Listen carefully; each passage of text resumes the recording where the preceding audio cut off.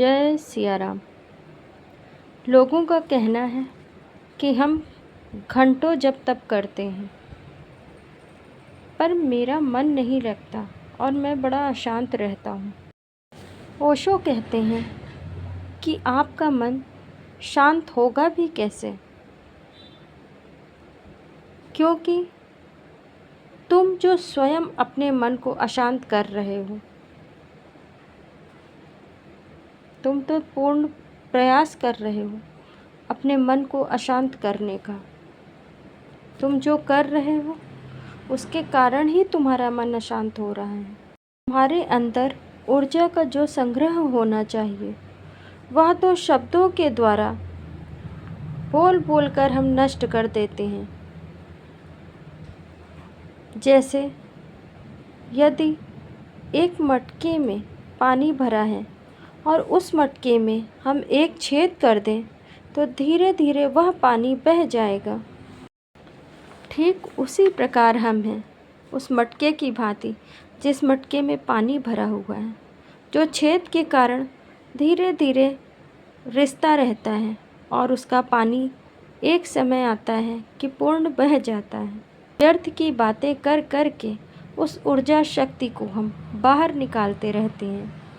जब हम बहुत देर तक बोल लेते हैं या जब हम बहुत देर तक मंत्र जप करते हैं तो हम देखते हैं कि हमारे गले की नसें तनने लगती हैं, हमारा मन मस्तिष्क भारी होने लगता है, थकान सा महसूस करता है, जीभ भारी हो जाती है और मस्तिष्क सुन्न होने लगता है।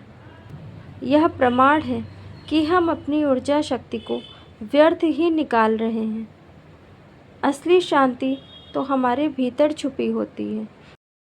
जब हम कोई शब्द का उच्चारण करते हैं तो हमारा मस्तिष्क बहुत श्रम करता है और इस भारीपन को हम महसूस करते हैं।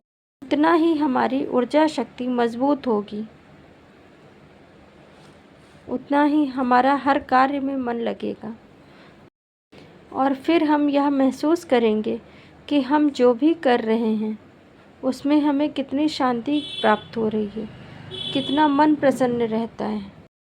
किंतु सबसे अधिक आवश्यक है कि हमें कम से कम बोलना चाहिए।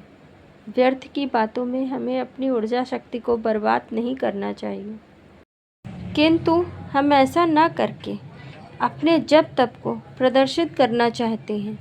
हम सोचते हैं कि जो हम कर रहे हैं उसे कोई तो देखे, कोई ना सही कम से कम मुझे तो ज्ञात हो। हम ज़ोर ज़ोर से बोलकर मंत्रों को करने लगते हैं, जिसके कारण जो ऊर्जा शक्ति होती है वह व्यर्थ ही प्रवाहित हो जाती है और हम अपने परम शांति परम आनंद को खो देते हैं। अतः हमें गहराई में जाकर, गहराई में अर्थात अपने व्यर्थ की बातों को रोककर मन ही मन जप को करना चाहिए, जिससे एक दिन हमें वह परम आनंद की प्राप्ति हो। जितना अधिक हम बोलेंगे वह शांति हमारी भंग होती जाएगी। अतः हमें कम से कम बोलना चाहिए।